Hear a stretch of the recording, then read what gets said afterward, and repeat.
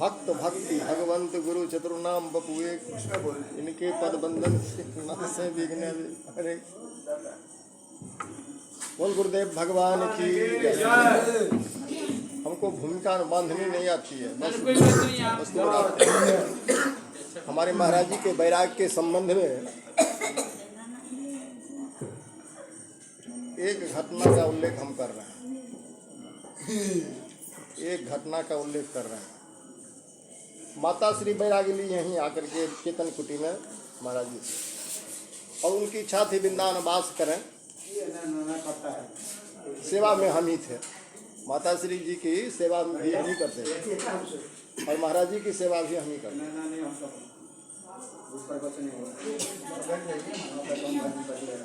तो महाराज जी उनको समझाए, देखिए आपके लिए वो वहीं ठीक रहेगा।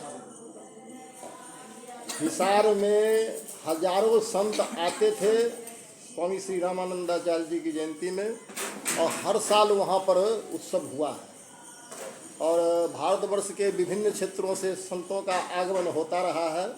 वहाँ साधु सेवा हुई है। वह स्थली पुण्य स्थली है, तीर्थ है, जहाँ संत तह तीर्थवास। तीर्थी कुर्वन्ति तीर्थानि, संत जहाँ जाते हैं, जहाँ निवास करते हैं, जहाँ उत्सव मनाते हैं, वो तीर्थ हो जाता है। तो आपके लिए वह साधना स्थली है, तीर्थ स्थली है, और वहाँ पर वहाँ रह कर के आप साधु सेवा में मन लगाइए, वही अच्छा रहेगा आपके लिए। माता जी से महाराज जी का, और वहाँ रहने से यहाँ तो सेवा होती ही है, वहाँ भी साधु से, आपके रहने से वहाँ साधु सेवा होगी, और साधु सेवा ही जीवन का आदर्श है। साधु सेवा के लिए ही यह जीवन है, इसलिए आप वहीं रहकर सेवा कीजिए। इसी क्रम में जाने से कुछ पहले हम एक सुंदर धोती निकाले मैया को देने के लिए, माता जी को देने के लिए एक सुंदर धोती निकाले। हमको लगा कि सबसे बढ़िया सुंदर धोती है, सफ़ेद धोती, और वो भी चौड़ी पैर वाला। तो सोचे कि ये बढ़िया धोती है, ये माता जी को हम दें। लेकिन गुरु जी से बिना पूछे हम किसी को एक सूत भी नहीं देने वाले। उनकी आज्ञा से ही हम किसी को कुछ देते थे। उनकी आज्ञा के बिना हम कभी किसी को कुछ नहीं दिए। तो गुरु जी से पूछे, महाराज जी एक बढ़िया धोती है, हमारी इच्छा है कि माता जी को ये व्यवहार के लिए उनके लिए दे दें। बोले नहीं,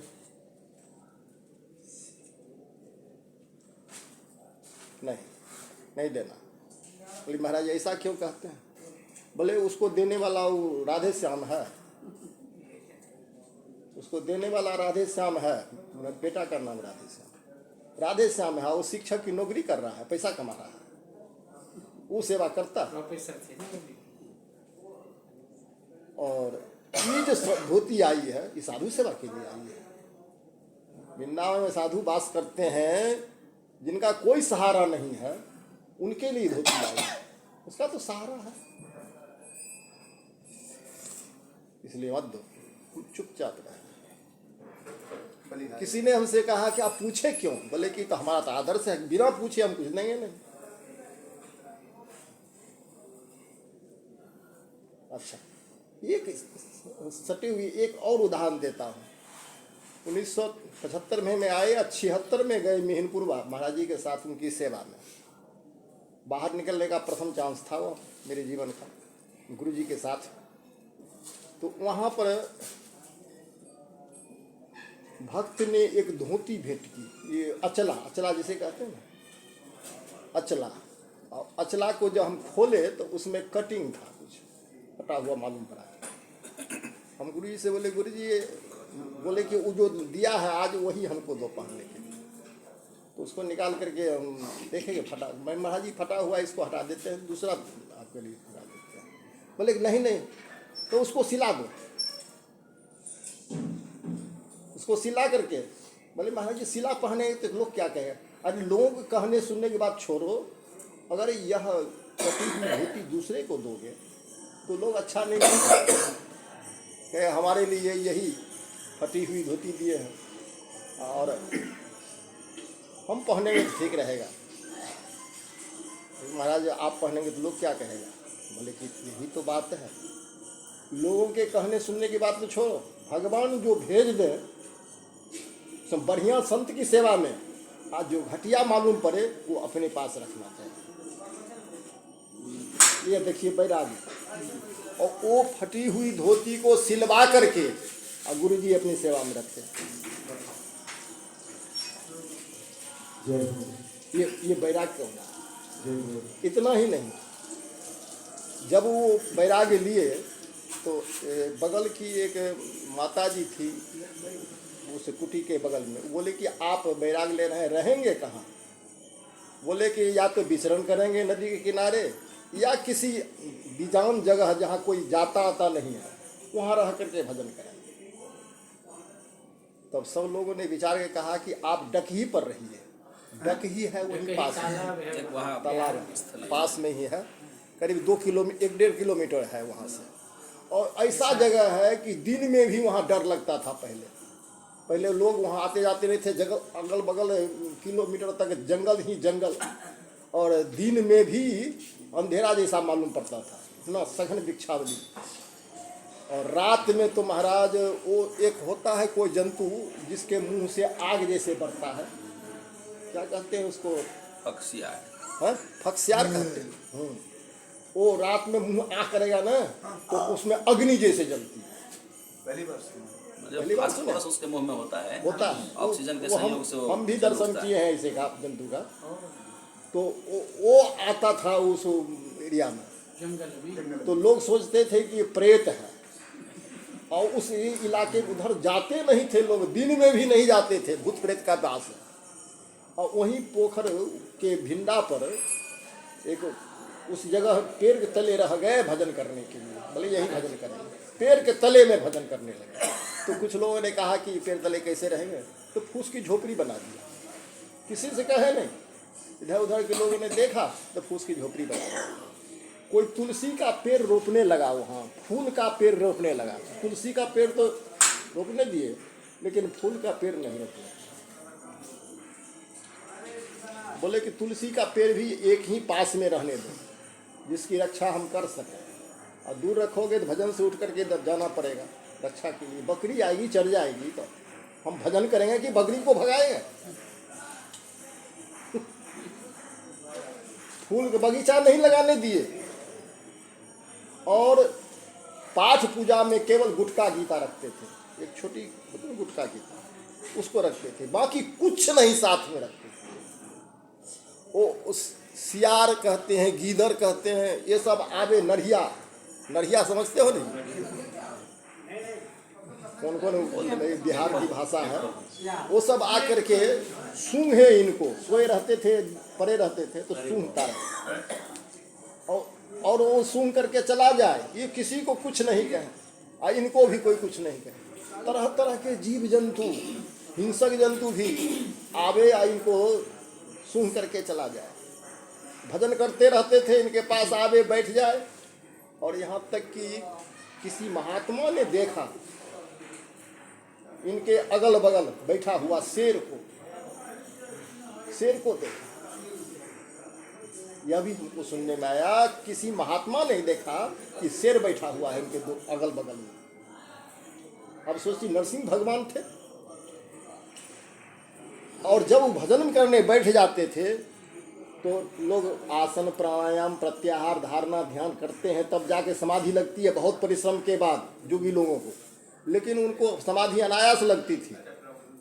कैसे लगती थी? एक घटना सुना रहा। वो एक दिन की बात है, मैया जो पहुंची प्रसाद लेकर के 12 बजे के लगभग में, महाराज जी समाधि में थे, तिलक भी नहीं किए थे उस दिन, और समाधि में थे, और 12 साढ़े 12 बज गया था। मैया आकर के बोली कि आज तिलक नहीं के लिए? तब महाराज जी की समाधि खुली। बोले कि ये कितने समय बोले? 12 से ऊपर वहाँ बोले, हमको पता नहीं चला। और तिलक करने बैठे थे, तिलक घिसते घिसते समाधि लग गई। अब सोचिए, तिलक घिसते घिसते ध्यान भी नहीं किए, वो कैसी समाधि है कि तिलक घिसते घिसते समाधि में चले गए। अहरनिश भगवान का स्मरण चिंतन में ऐसे लीन रहते थे, कब समाधि लग जाएगी कोई ठिकाना नहीं, बराबर समाधिस्थ रहते थे। इतना ही नहीं, जब स्नान करने जाते तो वहां पर जल में बैठकर समाधि लगा लेते। जल के ऊपर बैठ करके समाधि लगाना ये मामूली बात नहीं है। आसन में बैठकर जल के ऊपर बैठ जाना ये सबके बस की बात नहीं। सो करते थे, हमको बताए थे। तो वहाँ धीरे धीरे प्रसिद्धि होने लगी महाराज जी के बारे में, संत लोगों को पता चला तो वहाँ आने लगे। अब गुरु जी के मन में हो गए संत आए हैं, इनका सत्कार होना चाहिए। से पता नहीं किधर से न किधर से कुछ सामान आ जाए और उनकी सेवा हो जाए। कौन दे जाता, कहीं न कहीं से कुछ सामान आ जाता था उस समय और सेवा हो जाती। अब आने वालों की संख्या, संतों की संख्या जब बढ़ने लगी बहुत अधिक, तो सोचे कि हम आए थे एकांत में भजन करने के लिए, अब तो आने जाने वाले की संख्या बढ़ गई बहुत। तो वहाँ से एकाएक मैंने बिना किसी को कुछ कहे हुए एक नदी का किनारा पकड़े, कोई नदी, और आते आते आते गोरखपुर में रास्ते एक मिल गए। एक उनके विद्यार्थी सेवक उत्तम दास जी नाम था, तो वो मिल गए और वो गोरखपुर के पास में जंगले आ रहे थे। रात्रि के 10 बजे एक नदी के किनारे बोले गौतम दास जी रात्रि जाते हो जाएगी, यहीं पर विश्राम करते हैं। वहाँ लेट गए, भूख दिन भर के भूखे हैं, लेट गए। आँख लगी, इतने में खटका हुआ। एक लालटेन लिए हुए करीब 12-14 वर्ष का बच्चा लालटेन लिए हुए आया, खीर पूरी इत्यादि ला करके कहा बाबा पालो,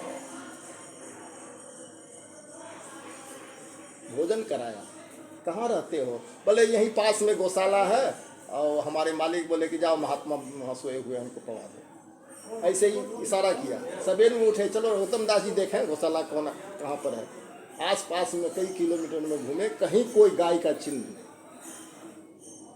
नदी किनारे पर तुम्हारे गंगा जी का बहुत सारा ये हमसे बताए ये सब बात। और उसके बाद वो जो बरसाने वाली बात, ये बात हम ही मामा जी को बताए, बरसाने वाली बात है बाबा। और कोठार में तत्काल पूर्ति, ये घटना भी हम मामा जी को हम ही बताए। बाबा साथ में थे ना, बरसाना की घटना में श्री युगल बाबा, हाँ युगल बाबा साथ में, हाँ साथ में थे। तो वो भी पाए थे खीर। तो बरसाने की घटना भी पाया उनके साथ। तो बरसाने की घटना भी और ये कोठार की तत्काल पूर्ति घटना हम बताए थे मामा जी को, और जो उसमें गुंफित किए हैं आप जो बताए हैं। तो इन्हें श्री सीताराम वचन पुष्पों के साथ महाराज जी श्री सद्गुरुदेव भगवान के तिरुभाव महोत्सव की, आज के आनंद की, समस्त महापुरुष वृंद की, श्री धामेश्वर निताई गौर की जय। जय श्री राम निताई गौर हरि।